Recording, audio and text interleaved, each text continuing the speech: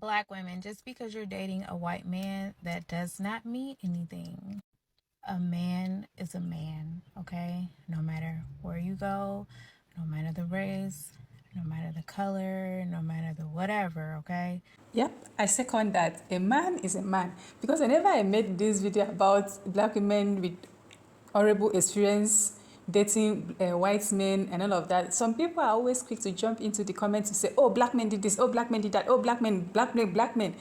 I've seen they only have this energy when it's black men that are doing it. Even when a white man committed a crime or any horrible behavior, you will still see some of these black men, sorry, some of these black women that are interracial crazy, they will come and tell you that, oh, black man did a similar thing. And it is always funny because it is a white man that did it, but your defense is, oh, a black man did it too. That is one kind of funny excuse that I'm always seeing whenever I make this video like that. With that being said, let's get into some interracial dating horror story. At what point did you realize your little interracial boo was actually racist? Oh, this is funny. I've been seeing this white dude for a little while. And I mean, things was nice. We was going on dates and, you know, he was picking up tabs. He was paying bills, all types of shit. And we had sit down and he was talking about his parents one day. And he was like, you know what? I want you to meet my folks. And I was like, really? He was like, yeah. He was like, but, my dad has to think that you're from an island somewhere, like exotic. I was like, hold up. I said, you ain't told your daddy that I'm black? He was like, no, I wouldn't tell him that you're black. He doesn't like black people. I am black. I'm not getting ready to lie and tell anybody that I'm something that I'm not. The fuck wrong with you? Let's just say that didn't last long after that. You know, stories like this is one of the reason that whenever a white man approach me, I'm like, are you going through some rebellion? Do you want to use me because you are going through some rebellion with your family? I'm just your rebellion face. That's the thing. That's why I would never. How can you ask someone to change themselves? You see that this person is black. You know your daddy, your family member will not approve of it. These people. That is why I said a lot of them use black women when they are going through their rebellion phase. You can never convince me otherwise. That is why you see them hiding you guys. You date them for how many years? You never go to their family home because they don't approve of you. The very first white guy that I ever dated ended up being at the time I was at FSU, and there was this white guy. He was an artsy white guy. Tattoos, long hair, a little rebellious, very hot. And anyway, him and I went on several dates. We liked each other a lot. I actually met his mother. He liked to cook. He had a dog. Things were really great until he disappeared. Poof, ghosted me. I was distraught. I'm like, what the hell is going on? So one of my good friends, who is a bit more street savvy than me, was like, girl, maybe he's locked up. I'm like, locked up? Not my white boo. What you talking about? Looked him up and he was just booked the 2 days before for, you guessed it, being with a minor. Let's just say I never spoke to him again. I deleted all his information. I haven't really dated a lot of white men after this. I'm not gonna be biased or anything. I know there's great white men out there, but after this situation, I was like, damn. He definitely had a black girl fetish. I went on a date yesterday with a man that was not my race. He was very much, okay. Me and him, we're just talking, just chatting. I was like, you know what? Let me just do something a little spontaneous for the plot. He's like, oh yeah, I want to take you out. Let's go grab some drinks and some tacos. It's Tuesday, Taco Tuesday. Okay, cool. The crazy part is that I really did not want to go. Like, I didn't want to go at all. I was just trying to do it for the plot. We're supposed to meet at 9:30 p.m. And prior to the day, the man was already blowing up my phone, just calling me. He called me, say, oh, I'm gonna be in my suit because I'm just coming out of work, meeting, something. So wear a cheeky dress, wear a cute little dress, something. I was like, okay, cool. I ended up wearing a cute little dress. Literally, I wore this dress, okay. As I'm on my way, he calls me again, and then he asks me, oh, what would you like to drink? And I'm in my head, I'm like, come on, love you, no drink me. Don't go and poison me. Like, no, I'm like, and then I told him, I'm like, no, I'll wait till I get there before I order my drink. Like, I'm literally like 3 minutes away. There's no rush. You know what I'm saying? I get there, boom, boom. He already was looking at me from outside the window. So he came outside to like open the door and do his little one too, I guess.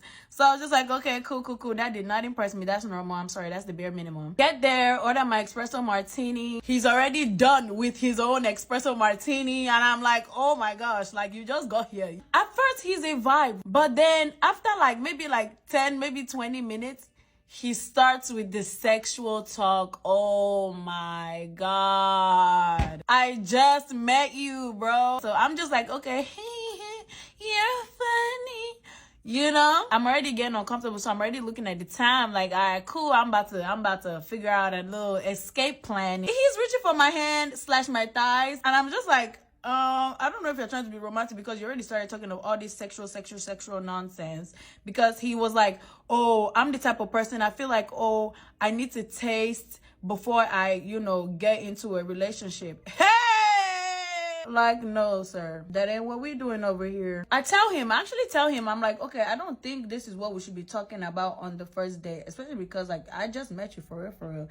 Every time he finishes talking about anything sexual, he will go like, you should come see my balcony after this. You should come see my balcony after this. And I'm like, only balcony? Which one? What is balcony? What is balcony doing for you? I was like, okay, like, what's your thing with balconies? He was like, oh, I just love balconies. Hell no. You want to push me? Or do you think any action is going to happen on that balcony? Which one is it? Because none of the above is going to happen in the name of Jesus. You are sick. He's coming closer and trying to kiss me. Oh my God, you guys. I just remember something. One moment, he tried to lock eyes with me and then he came close. I did not like that, y'all. And then he was like, I feel like women only restrict men from sex, men that they don't like from sex. And then he was asking me, oh, do you like me? Do you find me attractive? Some. And I'm just like, bro, chill, bro. And then, y'all, he was so conceited. As I just told you guys that he would ask me, oh, do you think I'm attractive? He would answer it by himself. He'd be like, I know you think I'm attractive. I'm like, if only you knew how hard I was cringing at you right now, you would literally go home and never go on a date ever again. At this point, I started telling him, oh yeah, like, let's get the waiter, let's go, let's leave. I don't even think it was up to like 45 minutes. So next to us, there was a rooftop bar or whatever. So he wanted to go to the rooftop bar and keep drinking. Oh, Emiko, I did it all. But with my homegirls, I get lit. But I don't know you, so I'm not getting that lit with you, So we end up going to the rooftop because I wanted to see the rooftop anyway. And then this guy tries to kiss me again. You guys, I don't know what we were talking about. I don't know what warranted this, but he started saying the N-word. This is when I lost it. And then I'm like, don't say that to me. Are you crazy? Are you sick? Like, don't say that to me. What if I knock you out right now? We were literally on a rooftop. If I push you over this rooftop now, cause of that, you said the N-word. So yes, that was my last straw. I was like, okay, yeah, like, I want to go. I want to leave. So on our way downstairs, he's still trying to convince me to go, to his house and see his balcony or whatever. So I'm like, no, I'm not trying to go see your balcony, whatever. So he gets irritated, he gets angry, and then he walks off, or like we both part ways and walk off. I'm like, no, I'm walking to my car. He's not saying anything. We don't say bye. We don't say nothing. We just part ways, and I go home, and he goes home, and that's it. That was literally the end of the date, you guys. He didn't even last 24 hours. I personally don't think I'll be trying that again. Like, I couldn't even stand his sight. I don't know. Maybe it was because it was corny and very, very egotistic. I don't know. Maybe I don't know. And then he was making like several racist comments. He was like, I thank God you're not ghetto, like, I'm like, what do you mean? I've only encountered racism in my comment section, but seeing it in real life is crazy. Right in front of my koro eyes like this. Hey, I barely knew this man for like 24 hours. Oh my God. And I even forgot to mention, this man gonna smack my nyash. He gonna try to smack my nyash. I think that was the moment where I decided, okay, now it's time to freaking leave because this man is crazy. I don't know you. That is why it's good to always follow your intuition, because he was trying to unalive you. You can't convince me otherwise. Then you use the excuse of being intoxicated as an excuse, you know. Because what was in that balcony that he was so adamant that you have to come to the balcony? Maybe this is the true crime in me talking. Maybe it's my true crime brain that is talking. But I've watched a lot of Deadline and Snap to, you know, I'd rather be paranoid. I'd rather be wrong than take any chances. So you did right by not going to that balcony with him. And that is another thing.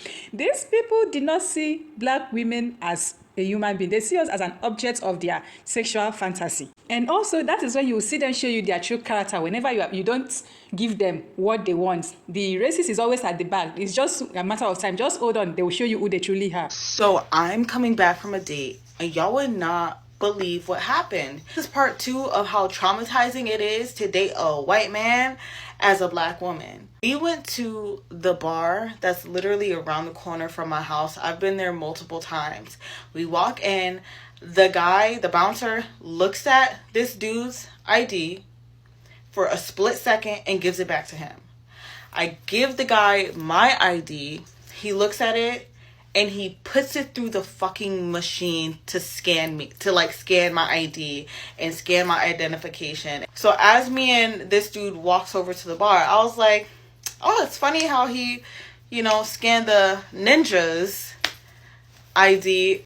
The dude that I'm with, that I've been seeing for like the last month, he's like, oh, I didn't notice anything. I was like, you didn't notice? Okay. Okay. And like me, I'm not the kind of person that's just gonna go ahead and like scream like racist, prejudice. But when things are blatant like that, like, okay, so you look at this white man's ID for a split second, give it back to him, immediately trusting him, like, yeah, one of us. But when you see the black person, you look at it like, let's go ahead and scam this bad boy. Yep, scan her face right on in. Yep. There you go, ma'am. I don't know. The scanning of the ID does not necessarily mean is because it's racist. I mean, not. I'm just speculating, because I feel like when they scan your ID, it's because maybe you look younger than your age and they are trying to confirm if that is actually you. I feel like that's the reason they scan ID in all these places that they sell alcohol. And what I find interesting is your boyfriend or your date saying that he did not notice. That's what I find. How can you not notice that? That is weird. Okay, this next video say, all in all, I'm not saying all white men are safe. I'm saying when I date a white man, I already know I'm dealing with a white man. With some others, the anti-blackness wear a mask and is more dangerous. Yes, anti-blackness can be disguised in white people. However, shared solidarity is not assumed and therefore more easily detectable.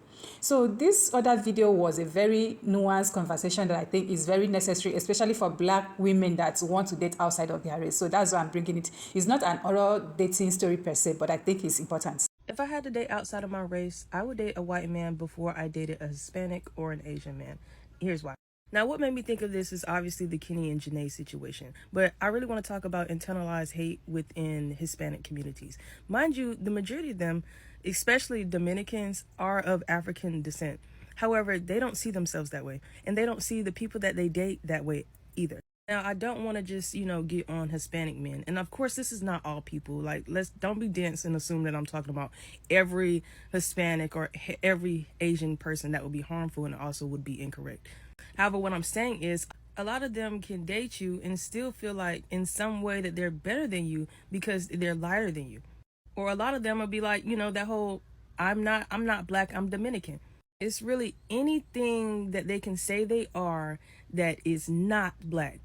Anything. And you will see that also in some black people who are like, maybe like mixed with Native American. They'll be like, I'm Native American, I'm not black. That is a real problem. And now that we've said that, I also would rather date a white man than a Native American. That's another topic for another day that people do not talk about, is how racist Native Americans can be towards black people.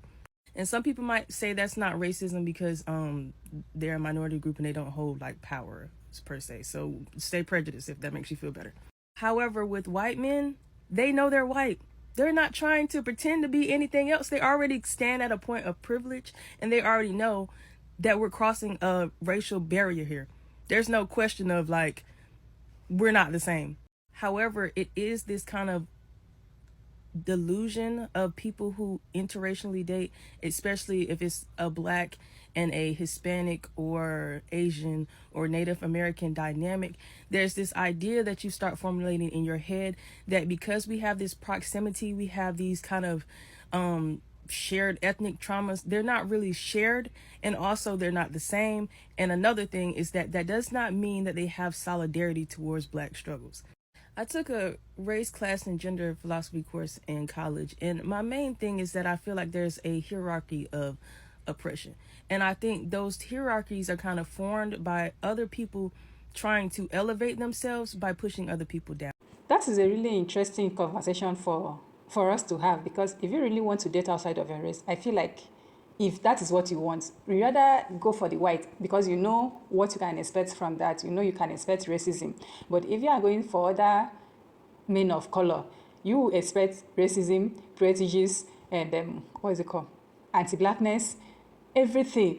So, and you, most time I feel like maybe with you going to another person of color, you may not assume that the person is going to be prejudiced against you, which will make you to be blind about some certain things. It will make you to overlook a lot of things. But if you are going for a white man, I feel like that one you have already, especially if you are someone that you are going there and you are well aware of the hierarchy or whatever, you know what to expect to some extent.